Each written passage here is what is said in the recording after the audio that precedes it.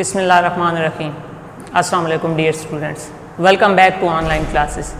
Dear students, online classes के अपने सिलसिले को हम लोग वहीं से स्टार्ट कर रहे हैं जहाँ से हम लोगों ने इसको माह रमज़ान में छोड़ा था।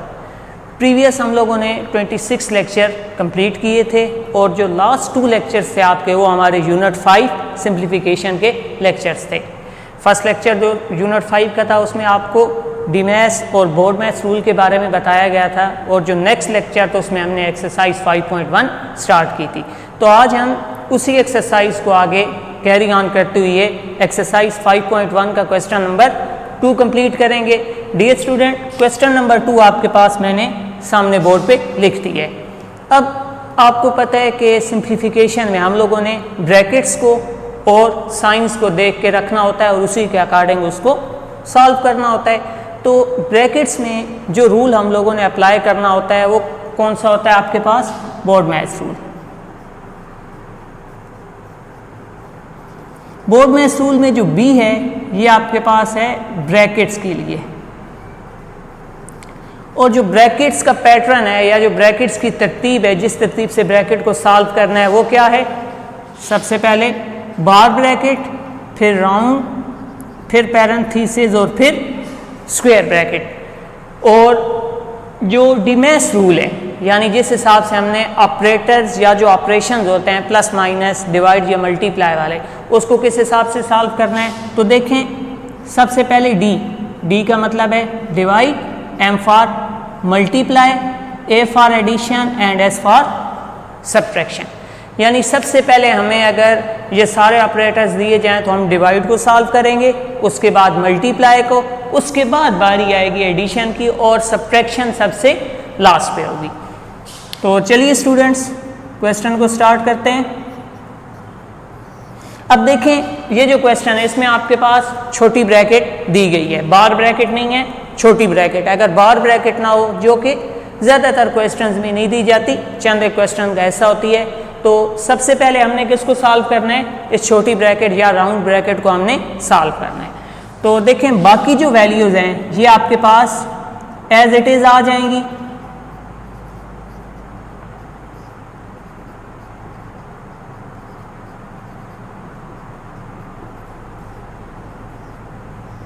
अब देखें, राउंड ब्रैकेट के अंदर आपके पास 2 ऑपरेटर्स आ रहे हैं या 2 ऑपरेशंस आपको दिए गए हैं। एक आपके पास एडिशन है, दूसरा आपके पास मल्टीप्लिकेशन है। अब डीमैथ्स रूल आपके पास ये सामने लिखा हुआ है। सबसे पहले क्या सॉल्व होगा? डिवाइड। अगर डिवाइड नहीं है तो फिर आपके पास सबसे पहले क्या सॉल्व होगा? मल्टीप्लाई। तो अब यहाँ पर देखें, मल्टीप्लिकेशन में क्रॉस में या ऊपर नीचे वैल्यूज़ कट हो जाती हैं, तो ये 2 और ये 2 आपस में कैंसल हो गए।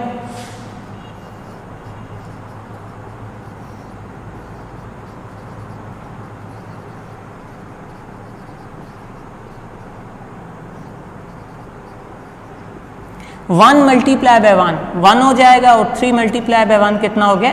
3 हो गया। दोबारा देखें यहाँ पे क्या हुआ है। अब देखें यहाँ पे 2 और 2 कट हो गए थे, यहाँ भी 1 रह गया, यहाँ भी 1 रह गया। ये 1 जब इस 1 से मल्टीप्लाई होगा क्या हो जाएगा? 1 हो जाएगा। और ये 3 जब इस 1 से मल्टीप्लाई होगा क्या हो जाएगा? 3 आ जाएगा। अब देखें, अभी भी हमारे पास जो छोटी ब्रैकेट है उसमें एक ऑपरेटर प्लस का साइन मौजूद है, तो हम अब भी सबसे पहले इस ब्रैकेट को ही सॉल्व करेंगे।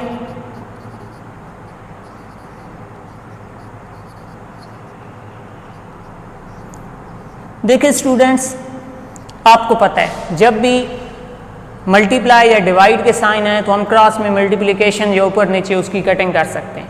क्रॉस में वैल्यूज़ कटती हैं या ऊपर नीचे वैल्यूज़ कट सकती हैं। और जब भी प्लस या माइनस होता है, ठीक है, तो उसमें हम लोगों को क्या लेना पड़ता है? एलसीएम लेना पड़ता है। अब देखें, यहाँ पे आपका डिनोमिनेटर 4 है, यहाँ पे आपका डिनोमिनेटर 3 है, तो जो डिनोमिनेटर्स हैं इसके हमने क्या लेने हैं? एलसीएम लेने। 4 और 3 का आप एलसीएम ले लें। 4 as it is, 3 1s are 3, 2 2s are 4, 1 2 1s are 2 1। अब ये जो जितने नंबर साइड पे आए हैं, जो टेबल इस पे गए हैं, ठीक है, इनको आपने क्या करना है? आपस में मल्टीप्लाई करा देना है। तो 3 multiply by 2 multiply by 2, 3 2s are 6, 6 2s are 12। तो आपका एलसीएम क्या आ चुका है, 12 आपका एलसीएम आ चुका है। तो डिनोमिनेटर में आपने क्या लिख देना है, डिनोमिनेटर में आपने इसके 12 लिख देना है। अब जो फर्स्ट टर्म है आपके पास इस ब्रैकेट के अंदर वो क्या है, 3/4। 3/4 को आप रफ में लिखें, इसको आपने एलसीएम से, जो आपके इस केस में क्या है 12 है, उससे आपने इसको मल्टीप्लाई करा देना है। 4 1 जार 4, 4 3 जार 12। 3 जब 3 से मल्टीप्लाई होगा तो क्या आ जाएगा 9। दोबारा देखिए स्टेप में हमने क्या किया है, जो फर्स्ट टर्म आपके पास है इस ब्रैकेट के अंदर 3/4, उसको आपने रफ में लिखा है और एलसीएम से मल्टीप्लाई कराया है। सिंप्लीफिकेशन किए हैं, ये वैल्यूज कट गई हैं, 4 1 4, 4 3 12, 3 3 जार 9। तो जो पहली वैल्यू आपके पास आई है वो क्या आ गई है 9, दरमियान में प्लस का साइन। अब यही ऑपरेशन हमने दूसरी वैल्यू पे भी परफॉर्म करना है। सेकंड वैल्यू 1/3 को आप इसी तरह से लिखें, उससे आप एलसीएम से मल्टीप्लाई करें। एलसीएम आपके पास क्या है 12, इसे आप 12 से मल्टीप्लाई करा दें। 3 1 3, 3 4 जार 12 और 4 1 जार 4। तो दूसरी वैल्यू आपके पास क्या आ गई है 4 आ चुकी है।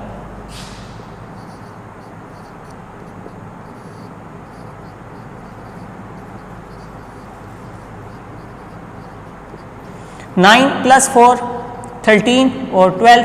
देखें अब जो आपके पास राउंड ब्रैकेट थी वो अब सिंप्लीफाई हो चुकी है, 9 और 4 13 और 12 आ गया, तो वो ब्रैकेट अब खत्म हो चुकी है।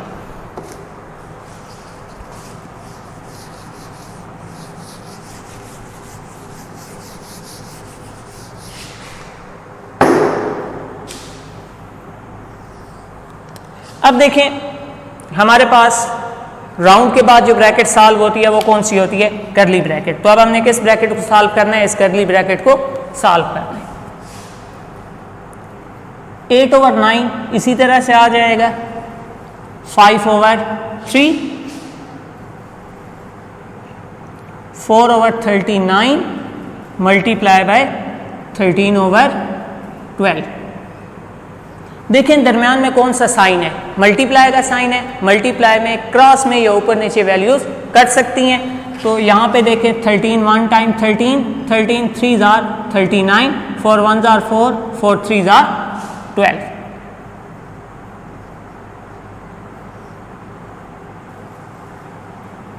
वन को जब 1 से मल्टीप्लाई कराएंगे तो क्या आ जाएगा 1, और 3 जब 3 से मल्टीप्लाई होगा तो क्या आ जाएगा 9। अब देखें जो आपके पास करली ब्रैकेट या जो दरमियानी ब्रैकेट थी वो भी अब सिंप्लीफाई हो गई है। 4 1 jar 4, 4 3 jar 12, 13 1 jar 13, 13 3 jar 39, 1 1 jar 1, 3 3 jar 9। अब जो लास्ट ब्रैकेट आपके पास ठीक है स्क्वायर ब्रैकेट रह गई है, इसको अब हम सॉल्व करेंगे। 8/9 प्लस, देखिए स्टूडेंट दरमियान में प्लस का साइन, प्लस या माइनस में क्या लेना पड़ता है, एलसीएम लेते हैं हम। तो आइए इसका एलसीएम लेते हैं। 3 और 9 को लिखते हैं, 3 1 जार 3, 3 3 जार 9, 1 इसी तरह और ये 1। 3 और 3 आपस में मल्टीप्लाई हो जाएंगे, 3 3 जार 9। तो डिनोमिनेटर आपके पास क्या आ गया 9 आ गया। अब जो ऊपर वाली टर्म्स हैं वो बिल्कुल उसी तरह से लिखनी है जिस तरह से हम लोगों ने इस टर्म के एलसीएम को फाइंड किया था। जो फर्स्ट टर्म है, फर्स्ट वैल्यू है आपके पास 5/3, इसको हम लोग पहले सॉल्व करेंगे। 5/3 multiply by LCM 9, 3 1 jar 3, 3 3 jar 9, 5 multiply by 3 कितना आ गया 15 प्लस अब जो दूसरी टर्म बच गई है उसकी बारी 1/9 मल्टीप्लाई बाय 9, 9 जब 9 से कट गया तो 1 मल्टीप्लाई बाय 1 कितना आ गया 1। तो यहाँ पे आपके पास आ जाएगा 1। 8/9 प्लस 16/9। एक बात डियर स्टूडेंट्स याद रखें, जब भी आपके पास प्लस या माइनस में डिनोमिनेटर में सेम वैल्यूज आ जाए तो हमें एलसीएम की कोई ज़रूरत नहीं होती, क्योंकि एक ही नंबर है तो उसको डिवाइड कराएंगे तो वही नंबर आपके पास दोबारा आएगा। तो ऐसे केसेस में वही नंबर हम एज डिनोमिनेटर ले लेते हैं, और जो ऊपर वाली वैल्यू है वो भी इसी तरह ही आपस में, अगर दरमियान में एडिशन का साइन है तो ऐड हो जाएंगी, और अगर सब्ट्रैक्शन का साइन है तो सब्ट्रैक्ट हो जाएंगी। तो यहाँ आपके पास कितना आ जाएगा 24/9। देखें अभी ये मज़ीद सिंप्लीफाई हो सकते हैं, 3 का टेबल दोनों पे जाता है, तो 3 8s are 24, 3 3s are 9। अब देखें स्टूडेंट्स, ऊपर वैल्यू बड़ी है, नीचे वैल्यू छोटी है। फ्रैक्शन की आपने टाइप्स पढ़ी हुई हैं, एक प्रॉपर फ्रैक्शन, एक इम्प्रॉपर फ्रैक्शन, एक होल और मिक्स फ्रैक्शन। तो ये जो टाइप है ये आपके पास इम्प्रॉपर है, जिसमें ऊपर वैल्यू बड़ी है, नीचे वैल्यू छोटी आ रही है।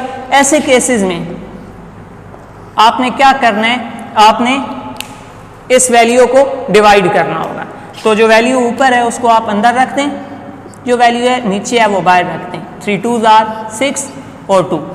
अब इसको आप लिखेंगे कैसे, 2 होल, ये आपके पास क्वोशिएंट, ये आपके पास रिमाइंडर और ये आपके पास डिवाइजर। 2 होल 2/3, ठीक है। क्वोशिएंट साइड पे, रिमाइंडर ऊपर और जो डिवाइजर होता है वो आपका नीचे आ जाएगा। और डियर स्टूडेंट्स, ये आपका क्वेश्चन कंप्लीट हो चुका है। इस क्वेश्चन को अच्छी तरह से आप घर में प्रैक्टिस करें, क्योंकि अब आपके जो टर्म होंगे, आपके जो मंथली टेस्ट हैं, वो इसी सिलेबस से लिए जाएंगे जो आप लोगों को ऑनलाइन क्लासेस में पढ़ाया जा रहा है। तो उसको आप अच्छी तरह से तैयार करें। बहुत शुक्रिया।